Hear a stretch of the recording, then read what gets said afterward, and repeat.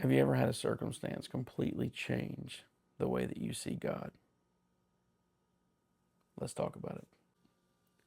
So, reading through Job this time around through the Bible reading plan, I've seen some things and pointed them out, like in our verse of the day type stuff. Just seeing things that I've never seen before or thought about before. In Job chapter 42 and verse 5, it says this: I have heard of you by the hearing of the ear, but now my eye sees you. And what I realized this morning is that this verse is actually the turning point in the entire book of Job. And at the beginning of Job, I believe that he knew about God, right? He knew all the things about God. But I think I think it's also evident to say that he feared God, right? That he obeyed God, he trusted God, like all those things. When I say that, that's what I mean, that he knew about God, and that's what I'm getting at there. But you think about after all the suffering that Job went through, and after all the confusion, the loss of family, friends, and property, there's this moment. There's a moment here. In Job chapter 42 and verse 5, God says, after all that, I see you.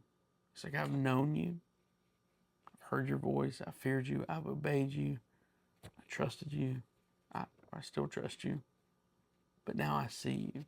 That's an important moment because sometimes suffering deepens our understanding of God. Sometimes our suffering does something for us that comfort never could. And I think that's what Job is experiencing here in this passage. So, um, there are some things that you learn. I think you learn that God sustains you through all of it.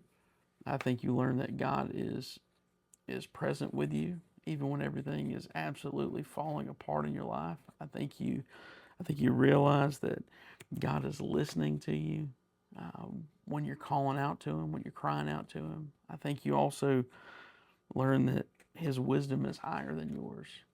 I was reminded last night during Bible study that God's thoughts are not our thoughts and His ways are not our ways. And so I think those are some of the things that you are reminded of and that you learn when you actually walk through the storm.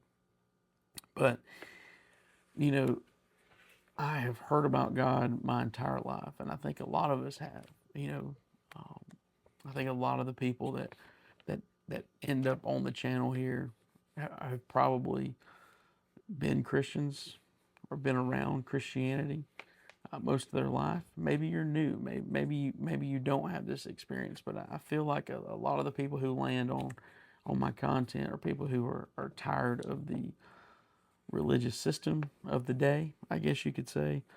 And so we've heard about God our whole lives, right? We know all the verses. We know the doctrines and the theology, right? All those things. We know the churchy language, so to speak.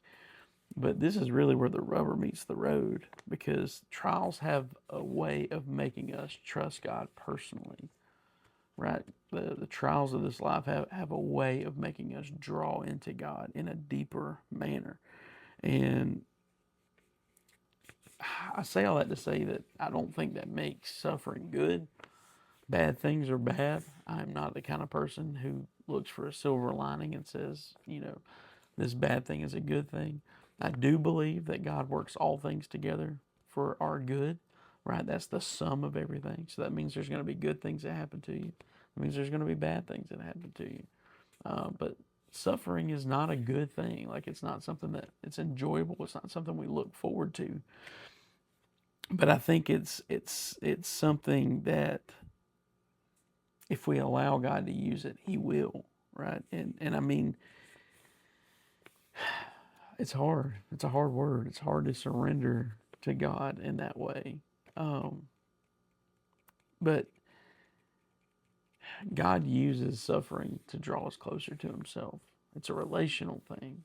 Every good thing and every bad thing can be used to draw us closer to God. So, at the end of the day, you can find rest here in Psalm. I keep coming back to the Psalm. You can find rest here in Job 42:5.